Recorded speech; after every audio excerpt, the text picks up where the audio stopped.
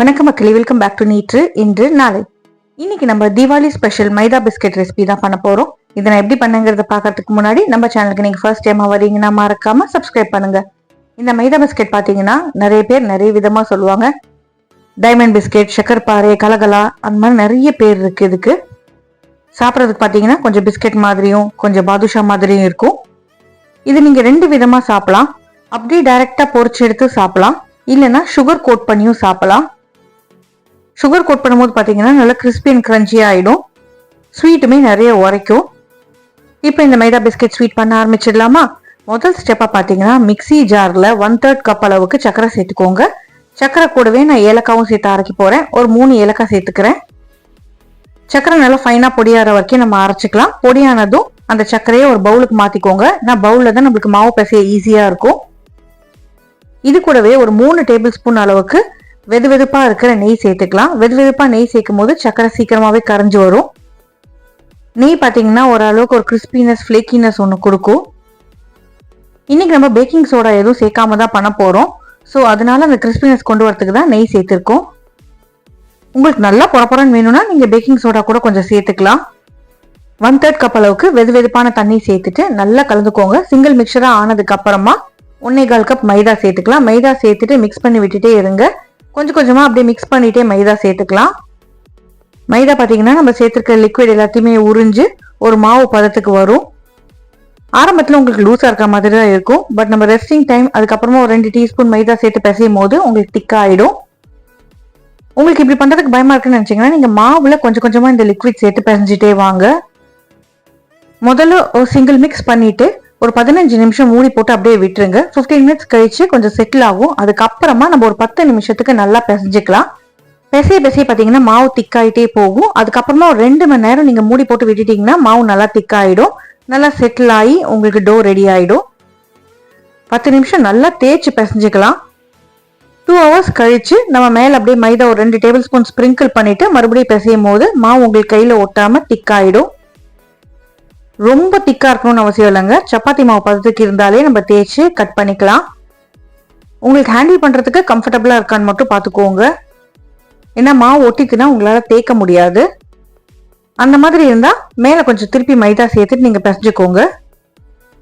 இப்ப நல்லா பிசைஞ்சு ஒரு டோ மாதிரி ஒட்டாத பதத்துக்கு வந்ததுக்கு அப்புறமா நம்ம இதை தேய்ச்சிக்க போறோம்.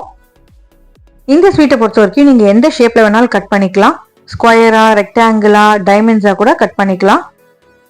பண்ணி நீங்க ஒரு ஏர்டைட் கண்டெய்னர்ல போட்டு வச்சுக்கிட்டீங்கன்னா ஒரு வாரம் கூட வச்சு சாப்பிடலாம், நல்லா இருக்கும்.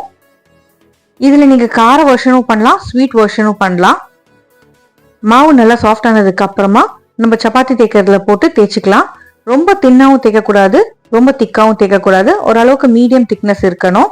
ஒட்டாம இருக்கிறதுக்கு நீங்க அந்த போர்டில் மைதா மாவு தூவி விட்டுக்கோங்க. பண்ணி வச்ச மாவுலேருந்து ஒரு 1/4 பங்கு எடுத்துட்டு சர்க்குலரா பால் மாதிரி பண்ணிட்டு நம்ம சப்பாத்தி மாதிரி தேய்ச்சிக்க போறோம். ரொம்ப தின்னா இருந்தாலும் உங்களால அந்த சப்பாத்தி கட்டையிலேருந்து எடுக்க முடியாது. அதனால கொஞ்சம் திக்காவே இருக்கட்டும். எல்லா பக்கமும் தேய்ச்சதுக்கு அப்புறமா ஒரு ஸ்கொயரா கட் பண்ணிக்கலாம்.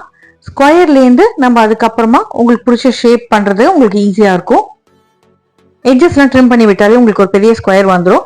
அதுக்கப்புறமா நீங்க கட்ஸ் பண்ணி தனியா எடுத்து வச்சுக்கோங்க. ஒரு 5 நிமிஷம் தனியா வச்சிங்கனாலே நல்லா செட் ஆயிடும். ஹேண்டில் பண்றதுக்கும் ஈஸியா இருக்கும், ஒட்டவே ஒட்டாது. ரொம்ப திக்கா இருந்தாலும் உங்களுக்கு மேல வேகும், உள்ள வேகாம போயிடும். ரொம்ப தின்னா இருந்தாலுமே உங்களுக்கு ரொம்ப கரகரன்னு ஆயிடும். ஸோ ஓரளவுக்கு மீடியம் திக்னஸ்ல கட் பண்ணி வச்சுக்கோங்க. நான் இன்னைக்கு ஸ்கொயராகவும் ரெக்டாங்கிளாகவும் தான் கட் பண்ண போறேன். நீங்க இது கட் பண்ணும் போதே அந்த பக்கம் கடாயில எண்ணெய் வச்சிடுங்க. எண்ணெய் சூடாகட்டும். எண்ணெய் சூடானதுக்கு அப்புறமா லோ ஃபிளேம்ல வச்சுதான் நீங்க இதை பொரிச்சு எடுக்கணும். அப்பதான் உள்ளேயும் வேகும். இல்லைன்னா வெள்ளை மட்டும் கலர் மாறிட்டு உள்ள மாவா இருக்கும், உங்களுக்கு கிறிஸ்பியாவும் இருக்காது. ஒட்டுற மாதிரி இருந்தா அப்பப்போ கொஞ்சமா மைதா மாவு தூவி விட்டுக்கோங்க. எண்ணெய் சூடானதும் நீங்க எவ்வளவு எண்ணெய் எடுத்துருக்கீங்களோ அதுக்கு ஏத்த மாதிரி நீங்க ஒரு பீஸா போட்டு நல்லா ஓரளவுக்கு எண்ணெய் முழுகிற அளவுக்கு ஃபுல்லா சேர்த்துருங்க. அதுக்கப்புறமா லோ ஃபிளேம்ல வச்சுட்டு பொன் நிறமா மாறுற வரைக்கும் நம்ம ஃப்ரை பண்ண போறோம். அப்பப்போ கிளறி விட்டுட்டே இருந்தாதான் 2 சைடும் உங்களுக்கு ஈவனா கோல்டன் கலர் வரும். லோ ஃபிளேம்ல வச்சு நீங்க குக் பண்ணும்போது உள்ளேயுமே சூப்பரா வேகும். ஒரு தடவை குக் ஆனதுக்கு அப்புறம் வெளியே எடுத்துட்டு மறுபடியும் இதே எண்ணெயில போட்டு டபுள் ரோஸ்டிங் பண்ணீங்கன்னா நல்லா கிறிஸ்பியா இருக்கும். நல்லா கரகரனாய் பொன்னிறமா மாறினதுக்கு அப்புறமா எண்ணெயிலேருந்து வெளியே எடுத்துடலாம். இது அப்படியே சாப்பிடும்போது கூட உங்களுக்கு மைல்ட் ஸ்வீட்னஸோட ஒரு பிஸ்கெட் மாதிரி இருக்கும். ஆற ஆற உங்களுக்கு நல்லா கிறிஸ்பி ஆயிடும். உங்களுக்கு பிடிக்கும்னா நீங்க இது அப்படியே கூட சாப்பிடலாம், இல்லைன்னா என்ன மாதிரி சுகர் கோட் பண்ணி கூட நீங்க சாப்பிடலாம். ஒரு பேட்ச் எடுத்ததுக்கு அப்புறமா உடனே அடுத்த பேட்ச் போட்டு நீங்க ஃப்ரை பண்ணிக்கலாம். பட் மறக்காம டபுள் ஃப்ரை பண்ணிடுங்க, அப்பதான் கிறிஸ்பியா இருக்கும். வார்மா இருக்கும் போதே வெளியே எடுத்துட்டு பிடிச்ச சர்க்கரையை மேல தூவி மிக்ஸ் பண்ணிட்டு கூட நீங்க சர்வ் பண்ணலாம். வீடியோ பார்த்தீங்கன்னா குலோப் ஜாமுன், பாதுஷா அந்த மாதிரி ஒரு மிக்சட் வாசனையா இருக்கும். இந்த மாதிரி சாப்பிடும்போது உங்களுக்கு ஸ்வீட்னஸ் மைல்டாக தானே இருக்கும். நல்ல ஒரு ஸ்வீட் சாப்பிடணும்னு ஆசைப்பட்டீங்கன்னா சுகர் கோட் பண்ணிக்கோங்க. சுகர் கோட் பண்றதுக்கு ஒரு 1/4 கப் அளவுக்கு சர்க்கரையை கொஞ்சமா தண்ணி சேர்த்துட்டு உருக்கிக்கலாம். சர்க்கரை நல்லா மெல்ட் ஆகட்டும். மெல்ட் ஆனதுக்கு அப்புறமா ஒரு 2 டிராப் ரோஸ் எசன்ஸ் சேர்த்துக்கோங்க. சர்க்கரை நல்லா கரையணும், அதுக்கப்புறமா தான் நம்ம இந்த பிஸ்கெட்லாம் சேர்க்கணும். மீடியம் ஃப்ளேமில் வச்சு கிளறிட்டே இருந்தீங்கன்னா உங்களுக்கு சர்க்கரை உருகிடும். சர்க்கரை நல்லா உருகி அந்த 2 கம்பி பதம், அதாவது திக்கா ஜெல்லியா வரும் இல்லையா, அந்த ஸ்டேஜ் வரும்போது நீங்க பண்ணி வச்சிருக்க இந்த பிஸ்கெட்ல அதுல சேர்த்துட்டு நல்லா கலந்து விட்டுருங்க.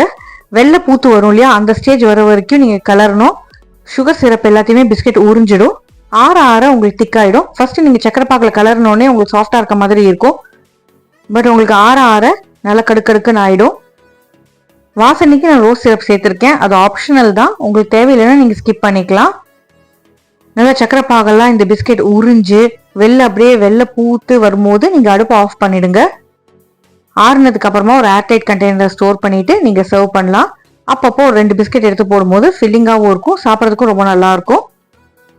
இந்த மைதா பிஸ்கெட் ரெசிபி உங்களுக்கு பிடிச்சிருக்குன்னு நினைக்கிறேன். உங்க வீட்டில் ட்ரை பண்ணி பாருங்க. ட்ரை பண்ணி பார்த்துட்டு எப்படி வந்ததுங்கிறத எனக்கு மறக்காம கமெண்ட்ஸை சொல்லுங்க. நம்ம சேனலுக்கு நீங்க ஃபர்ஸ்ட் டைமா வரீங்கன்னா லைக் பண்ணுங்க, ஷேர் பண்ணுங்க, மறக்காம சப்ஸ்கிரைப் பண்ணுங்க. இன்னும் ஒரு நல்ல வீடியோவோட நல்ல ரெசிபியோட உங்களை நாளைக்கு சந்திக்கிறேன். until then take care, bye bye, have a great day. Thanks for watching. Snacks கேட்டகரிக்குள்ள நம்ம சேனல்ல நிறைய தீபாவளி ஸ்பெஷல் ஸ்நாக்ஸ் ரெசிபிஸ் எல்லாம் இருக்கு. டைம் இருந்தால் அதையுமே செக் பண்ணி பாருங்க. இந்த ஃபெஸ்டிவல் டைம்ல உங்களுக்கு கண்டிப்பா யூஸ்ஃபுல்லா இருக்கும்.